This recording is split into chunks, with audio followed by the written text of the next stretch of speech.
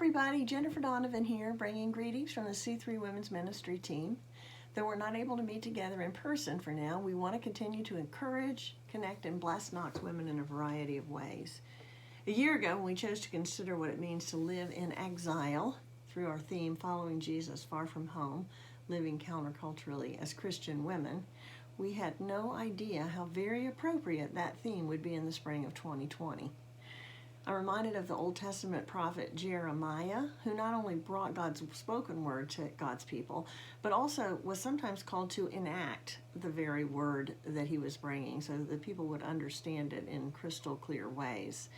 Remember the time when he had to wear an ox yoke over his shoulders for an extended period of time and go through Judah that way, because he was showing the people that they were about to go under the yoke of the Babylonians into exile.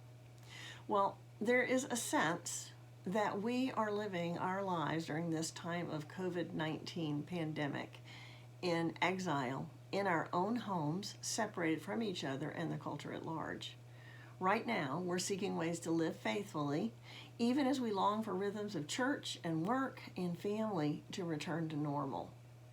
And isn't that really what our theme is about? Learning to live faithfully as Christian women in a culture where everything is always upside down, where sin reigns, where the pantheon of gods of power and money and self-centeredness rule. Even as we keep our eyes on Jesus, who is leading us home to the place where all will be made right. It feels to me like we're being given a chance to live out a parable of exile right now. And in the midst of living that parable, our calling is still the same. We're still called to be Christ-centered, connected, even if that means through virtual means, through technologies like Zoom and YouTube. And we are called for the glory of God and for the sake of the world. And we always do that best in community.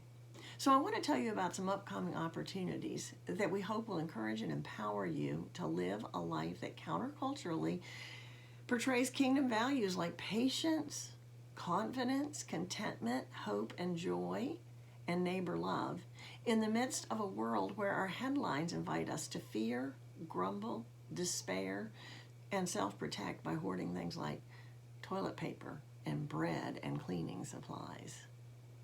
This Saturday, which was scheduled to be our annual spring brunch, I'd invite you to check your email for our next C3W Reflections newsletter. We devoted this issue to resources that will help to equip us to navigate this unprecedented moment as we continue to follow Jesus far from home, even as we are isolated in our own homes. Patrice Peterson has written a thoughtful, Bible-saturated, encouraging lead meditation. Our spring brunch speaker, Mary Wilson, graciously recorded her meditation entitled God's Word at Work in Our Waiting, an exposition of 1 Thessalonians 1:1. Besides a link to the video, you'll also have opportunity to sign up for a virtual spring brunch mini gathering where you can discuss Mary's talk with others through Zoom. Additionally, there's a sign up if you'd just like to connect with other women at Knox on a regular basis. We'll help you make those connections. If you'd like to join the Wednesday Women's Bible Studies, you can use the link to email me and I'll help you get started with that. There's also a link to a file with hope-filled scriptures set into lovely spring borders that you can print and cut out and put around your home.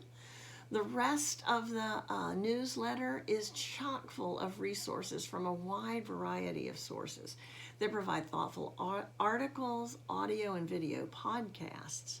There's a special section with resources for moms with young kids at home, a section with links to special music, including some encouraging playlists that can fill your home with hope. There's also a section of study resources, some of which have been made available free of charge for the first time ever in this time of pandemic. These resources are not for women only, so please feel free to share them with your teens or the guys in your life. If you're like me, you found that your tendency is to get less done with more time on your hands. I've definitely confirmed that I'm someone who works best with deadlines looming. The psalmist recognized that tendency in Psalm 90, verse 12, where we're instructed to number our days so that we can apply our hearts unto wisdom. It's our hope and prayer that the resources that you'll find in Saturday's newsletter will help you gain a heart of wisdom as you redeem the time by setting your heart on things that are, in the words of the Apostle Paul, true, honorable, right, pure, lovely, admirable, excellent, or praiseworthy.